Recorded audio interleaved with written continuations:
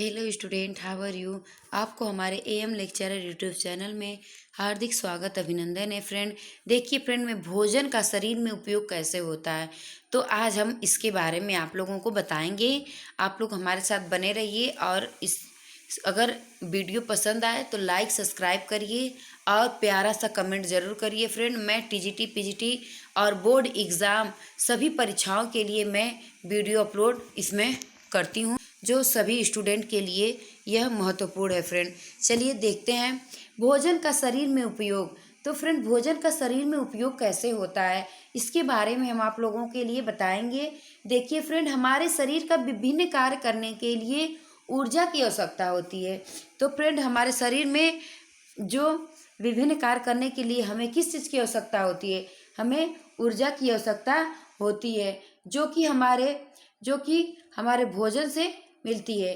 तो फ्रेंड, वह ऊर्जा जो है हमें हमारे भोजन से मिलती है, जिसके द्वारा जटिल भोज्य पदार्थ जल गठित होकर तरल पदार्थ में बदल जाता है, जो वह पाचन कहलाता है। वह बदल जाता है वह पाचन कहलाता है। जब कोई किसी चीज़ में चेंज हो जाता है या बदल जाता है तो वह क्या कहलाता है, वह पाचन कहलाता है।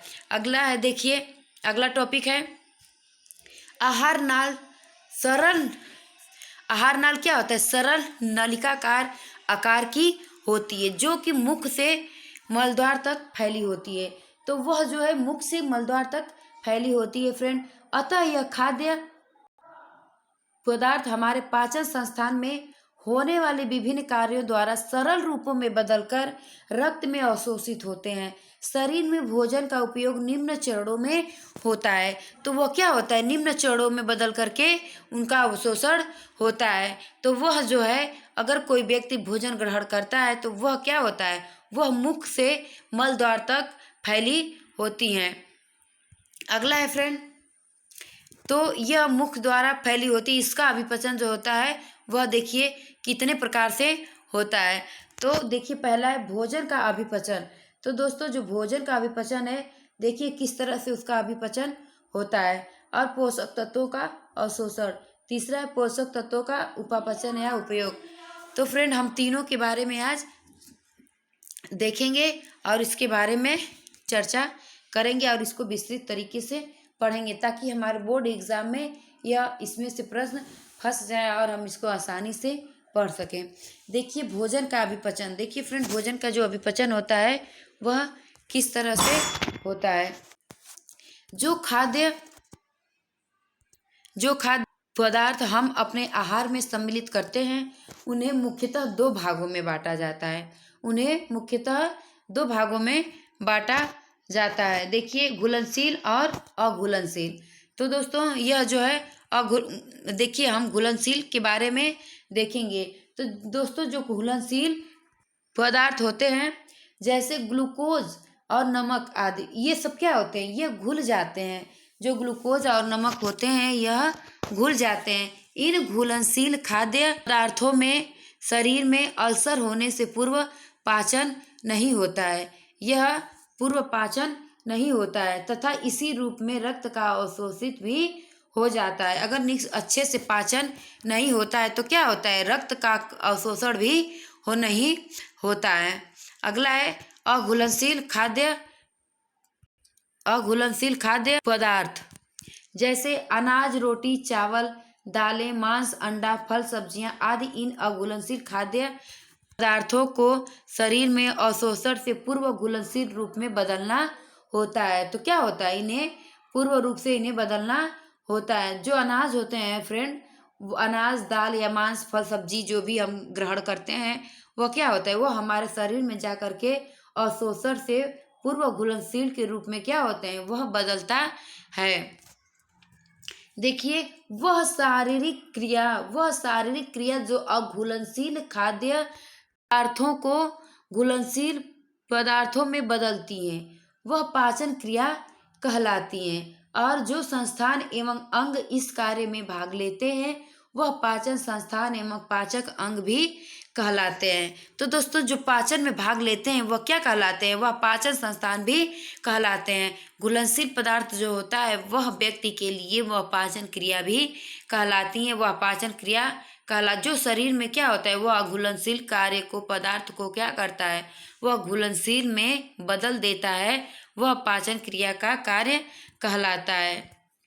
तो पाचन संस्थान के विभिन्न अवयव देखते हैं। तो देखिए ग्रहण किए गए भोजन के पाचन में निम्नलिखित अंग क्या करते हैं, भाग लेते हैं। जैसे मुख, आहार नली। तो मुख द्वारा हम भोजन को ग्रहण करते हैं, और आहार नली, आमाशय, पक्वाशय, छोटी आंत, बड़ी आंत। तो इन सब से क्या होता है, हम लोग भोजन ग्रहण करते हैं और इनमें भोजन का पाचन भी होता है। तो देखिए यह उपयुक्त अंगों के अतिरिक्त कुछ अन्य अंग व ग्रंथियां भी भोजन के पाचन में सहायक होती हैं। तो यह जो है इसके पश्चात भी जो बहुत अभी अंग ऐसे हैं जो भोजन को पचाने में सहायक होती हैं। इसके साथ साथ भी और भी अंग हैं, जैसे मुख, गुहा, आहार नली, आमाशय, पक्वाशय, छोटी आंत के सिवा भी ऐसी भी अंग ग्रंथियां हैं जो भोजन के रूप में ग्रहण करने और पाचन करने की सहायक होती हैं।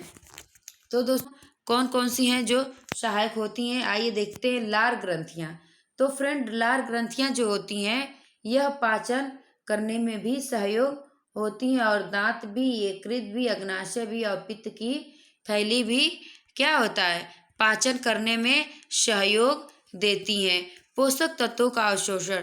तो फ्रेंड देखिए हम लोग पोषक तत्वों का अवशोषण देखते हैं। पोषक तत्वों का अवशोषण छोटी आंत में होता है। तो फ्रेंड जो पोषक तत्वों का अवशोषण है वह छोटी आंत में होता है, और छोटी आंत की भीतरी दीवार में जो छोटी छोटी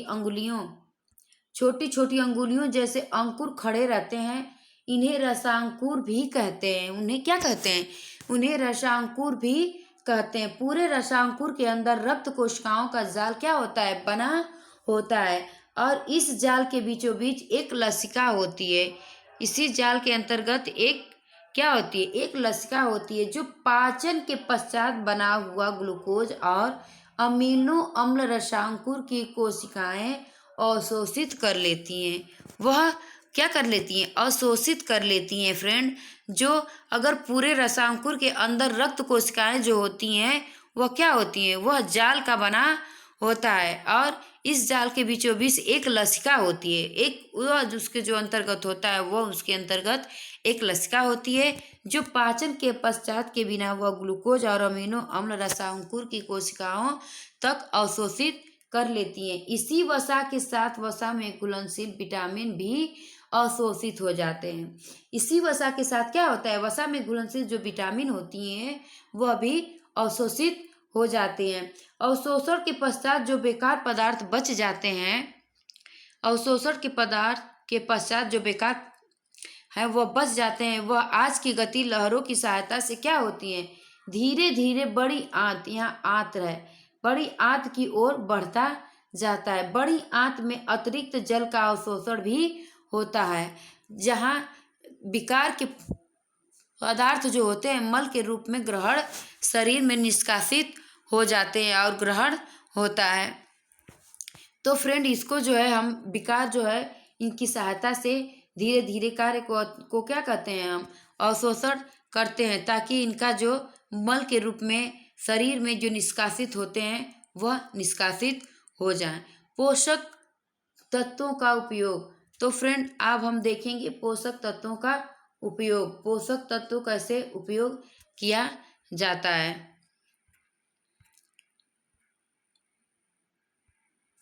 देखिए कार्बोज का उपापचयन। तो पाचन के पश्चात कार्बोज ग्लूकोज में क्या होता है,